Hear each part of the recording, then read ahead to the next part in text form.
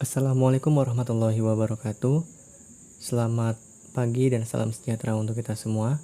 Pada kesempatan kali ini kami dari kelompok 11 mata kuliah struktur aljabar akan mempresentasikan materi kami terkait subring dan ideal. Nah, di sini kami dari kelompok 11 yang beranggotakan saya sendiri Muhammad Aldi sebagai moderator, kemudian ada saudari Dwi Patricia, saudari Indriani Sitorus, dan saudari Monica Ceci Sinaga. Baiklah, pada materi yang pertama ini mengenai subring, di mana subring seperti yang kita tahu bahwa subring ini merupakan suatu himpunan bagian S dari suatu ring R, dinamakan suatu subring dari R jika R sendiri merupakan suatu ring terhadap operasi yang sama. Pada setiap ring pasti terdapat subring, minimal 2 subring yaitu himpunan 0 dan R, di mana himpunan R disebut subring tak sejati. Selain himpunan 0 dan R disebut subring sejati.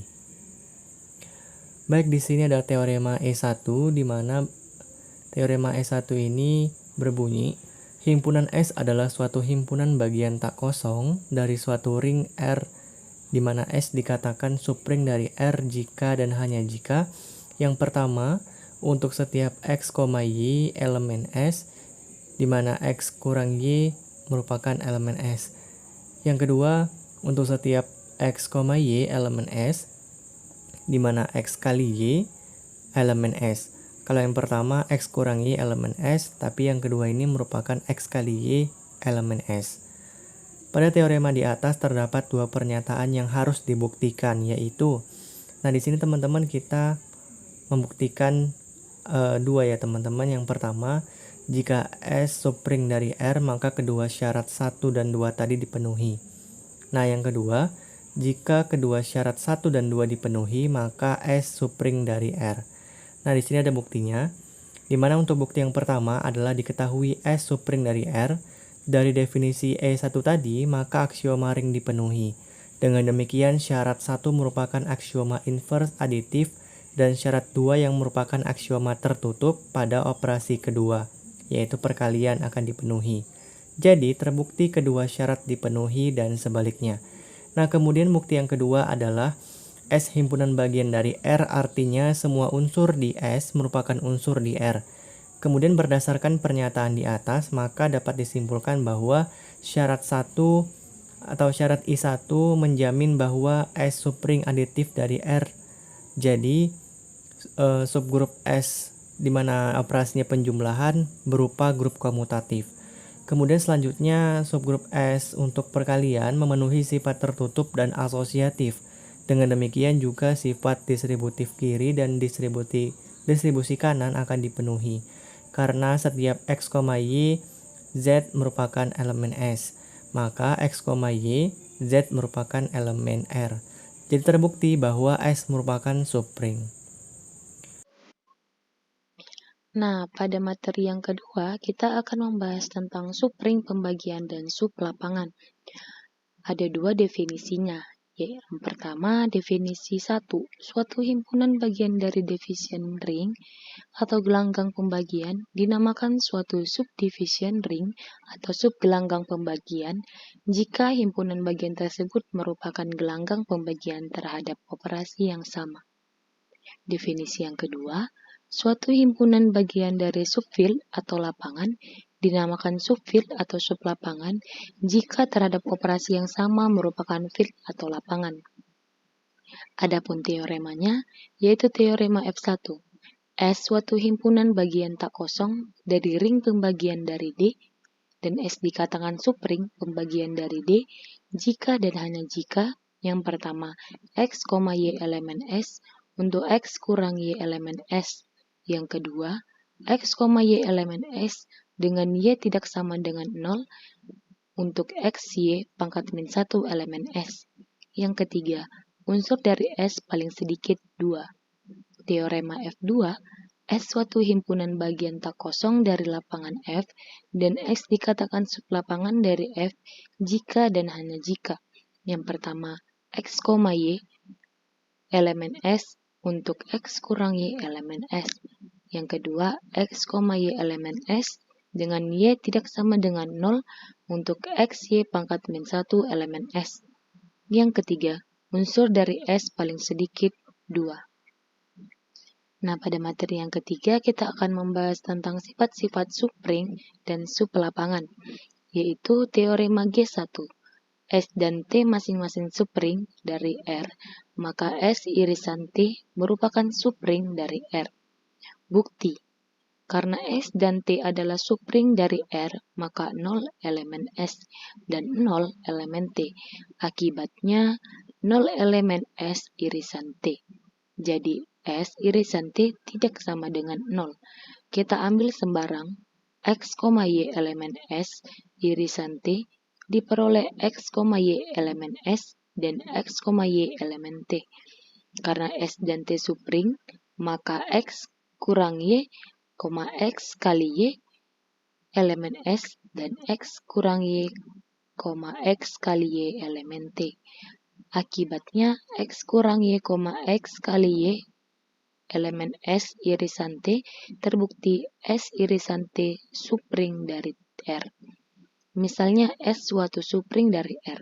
Terdapat beberapa kemungkinan yang menyangkut adanya unsur kesatuan, yaitu yang pertama, R memiliki adanya kesatuan, tetapi S tidak. Yang kedua, R memiliki unsur kesatuan, yaitu 1R, dan S memiliki unsur kesatuan, yaitu 1S, dengan 1R sama dengan 1S. Yang ketiga, R memiliki unsur kesatuan yaitu 1R, S juga memiliki unsur kesatuan yaitu 1S, dengan itu 1R tidak sama dengan 1S. Yang keempat, R tidak memiliki unsur kesatuan, tetapi S memiliki unsur kesatuan. Dalam kasus 3 dan 4, unsur tersebut merupakan unsur pembagi 0. Nah, jadi setelah kita memahami sifat subring lapangan tadi, sekarang kita masuk ke bagian ideal. Di sini dipaparkan bahwa definisi H1, suatu subring N dari suatu ring R dikatakan ideal dari kiri dari R jika untuk setiap R elemen R dan setiap N elemen N berlaku Rn elemen N. Sebaliknya, subring N dari ring R dikatakan ideal kanan dari R jika untuk setiap R elemen R dan setiap N elemen N. Nah, berlaku juga si Rn elemen N. Selanjutnya, subring N dikatakan ideal dari R bila N adalah kiri dan sekaligus ideal kanan dari R. Artinya adalah untuk setiap R elemen R dan setiap N elemen N, Rn dan Nr itu keduanya berada di N. Nah, mari kita simak teorema H1. Di sini dikatakan bahwa jika R suatu ring, suatu himpunan bagian tak kosong N dari R dan dikatakan ideal dari R, jika N itu memenuhi ada dua aksioma. Yang pertama, untuk setiap A, B elemen N itu diperoleh A kurang B elemen N. Kemudian yang kedua, untuk setiap N elemen N dan setiap R elemen R, R dan N, kemudian NR itu berada di N. Apa buktinya? Di sini kita buktikan. Kita buktikan itu, kita andaikan si N. Si N adalah himpunan bagian tak kosong dari ring R yang memenuhi aksioma 1 dan 2 tadi yang ada di teorema H1 itu. Kita perlihatkan si N ini suatu ideal dari R. Nah, menurut definisi H1 yang sebelumnya ini, slide sebelumnya, kita cukup memperlihatkan bahwa N adalah subring dari R. Karena N tak kosong, jadi sedikitnya itu terdapat 1X elemen N. Dengan menggunakan aksioma 1, kita dapatkan fakta bahwa X kurang X itu sama dengan 0 elemen N. Selanjutnya dari aksioma 2 kita ketahui bahwa untuk setiap X, Y elemen N, itu kita peroleh XY elemen N. Akibatnya, N adalah suatu himpunan bagian dari R yang memenuhi aksioma 1, 0 elemen N. 2, untuk setiap X, Y elemen N, maka X kurang Y juga elemen N. Kemudian yang ketiga, untuk setiap X, Y elemen N, maka XY elemen N. Sehingga menurut teorema 1 ini, N adalah subring dari R, dan sekarang kita bisa menyatakan bahwa N adalah suatu ideal dari R. Teorema H1 secara umum memberikan cara bagaimana kita memeriksa suatu himpunan bagian dari suatu ring itu merupakan himpunan atau tidak. Jika kita ingin menentukan N sebagai suatu ideal kiri, maka kita cukup mengganti aksioma 2 dari teorema H1 menjadi untuk setiap N elemen N dari R elemen R, Rn elemen N. Begitu juga sebaliknya untuk memeriksa N sebagai satu ideal kanan, aksioma 2 cukup diganti dengan untuk setiap N elemen N dan setiap R elemen N. Maka Rn elemen N. Teorema H2. Di sini dikatakan bahwa jika M dan N masing-masing adalah ideal dari ring R, maka M irisan N adalah ideal dari R. Kemudian M plus N sama dengan M tambah N, di mana M anggota dari M dan N elemen dari N adalah ideal dari R. Kita buktikan karena E elemen M dan E elemen M, maka M irisan N itu tidak sama dengan himpunan kosong. Kita ambil sebarang X, Y elemen M irisan N. Jadi akibatnya adalah X, Y elemen M dan X, Y elemen N.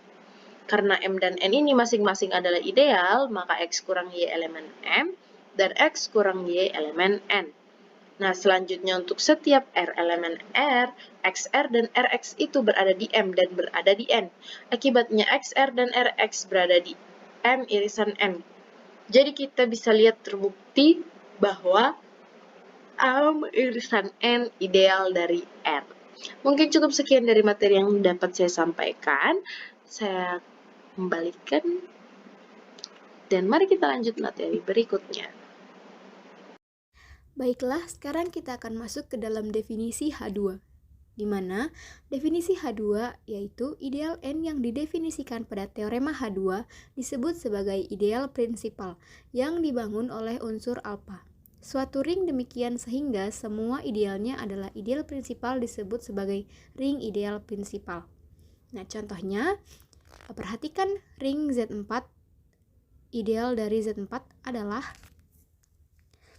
N1-nya sama dengan 0, sama dengan R kali 0, di mana R adalah anggota Z4, dan N2-nya sama dengan R dikali 2, di mana R adalah anggota Z4, dan Z4-nya ini adalah sama dengan R kali 1, di mana R sama dengan adalah anggota Z4.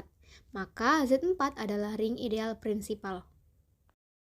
Selanjutnya kita masuk ke dalam definisi H3, yang mana definisi H3 berbunyi, suatu ideal sejati N dan dari ring R dikatakan ideal prima jika untuk semua X, Y adalah elemen dari R, dengan X, Y adalah elemen dari N, maka X elemen N atau Y elemen N. Selanjutnya, suatu ideal sejati N dari R dikatakan ideal maksimal dari ring R bila untuk setiap ideal M di R berlaku hubungan M subset sempurna N subset R. Nah, sekarang kita masuk ke dalam contoh. Z dalam versi plus merupakan suatu ring. Nah, dapat ditunjukkan bahwa PZ adalah suatu ideal. Perhatikan semua X, Y elemen R dengan XY elemen PZ. Hal ini berakibat XY sama dengan KP. Tetapi, ini berarti P membagi X atau P membagi Y. Dengan perkataan lain, X elemen PZ atau Y elemen PZ. Akibatnya, PZ merupakan suatu ideal prima. Selanjutnya, kita masuk ke dalam teorema H3. Andaikan R adalah suatu ring dengan unsur kesatuan 1, jika N adalah suatu ideal dari R yang mengandung unit, maka N sama dengan R. Nah, buktinya adalah, andaikan A elemen N adalah unit dari R, maka terdapat A inverse elemen R. Karena N adalah suatu ideal, maka A inverse A sama dengan 1 elemen N. Akan ditunjukkan N sama dengan R, yaitu N subhimpunan R dan R subhimpunan N. Karena N ideal, jelas bahwa N subhimpunan R. Ambil sebarang R elemen R, karena 1 elemen N, maka R sama dengan R kali 1 elemen N. Akibatnya R adalah subhimpunan dari N. Nah, terbukti bahwa N sama dengan R.